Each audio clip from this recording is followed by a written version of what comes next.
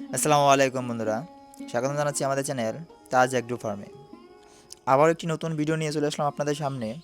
আজকের ভিডিওটা আমাদের খামারের রিলেটেড ভিডিও না, একটি অন্য ভিন্ন ধরনের ভিডিও। আর আজকে আমরা যাচ্ছি হলো গিয়ে নদীর মাঝে একটি আমরা জাল পেতেছি, সেই জালের থেকে মাছ সংগ্রহ করতে। দেখুন, আমরা খুব অন্য একটি টেকনিকে, অন্য একটি আধুনিক পদ্ধতিতে আমরা আজকে মাছ মারবো। আমরা নদীর মধ্যে জালটা আগে পেতে রেখেছি, আর সেই জালে কিভাবে কীরকম করে আমরা মাছগুলো সংগ্রহ করি দেখবেন আপনারা।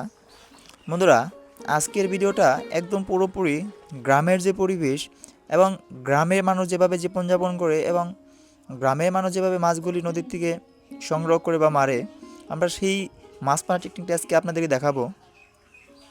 আশা করছি পুরো ভিডিওটা আমাদের সাথে থাকবেন, পাশে থাকবেন। এবং দেখতেই পাচ্ছেন সুন্দর করে আমরা হেঁটে যাচ্ছি। আস্তে আস্তে আমাদের যেখানে জালটা পাতা আছে সেই জায়গায় আমরা এসে পৌঁছে গেছি।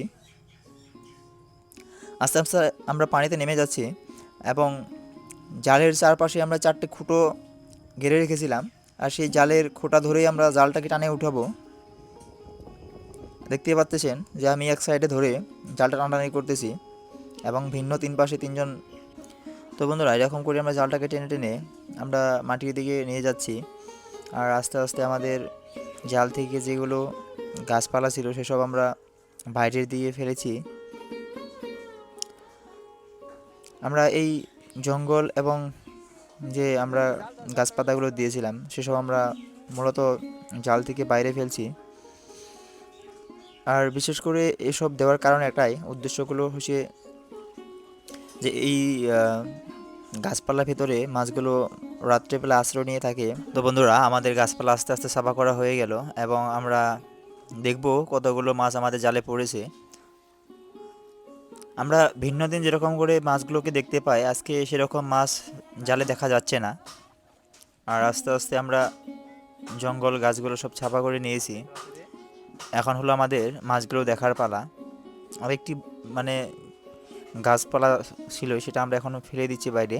তো আমরা আসলে অন্যদিন যেরকম মাছগুলো পাই জালে, আজকে সেরকম মাছ দেখা যাচ্ছে না। আজকে মাছ বলতে গেলে একদম মাছ নাই। আমি জানি না ঠিক কেন এরকম হলো, কিন্তু অন্য অন্য দিন খুব বড় বড় মাছগুলো আমাদের জালে থাকে, কিন্তু আজকে আমাদের খুব দুর্ভাগ্যজনক কপালটা যে আমাদের জালে আজকে একটা মাছও পড়েনি। দেখতেই পারতেছেন, আমরা শৈশবকালে বাচ্চাকালে যেরকম করে নদীর পানিতে ঝাঁপিয়ে মানে স্নান করতাম, গোসল করতাম, ঠিক ওরকম করে আজকে বাচ্চাগুলোরা সেই কথাটা মনে পড়িয়ে দিল। তো বন্ধুরা, আজকের ভিডিও আমি এখানে শেষ করছি। আশা করি আমাদের এই ছোট্ট ভিডিওটি আপনাদের ভালো লেগেছে। ধন্যবাদ।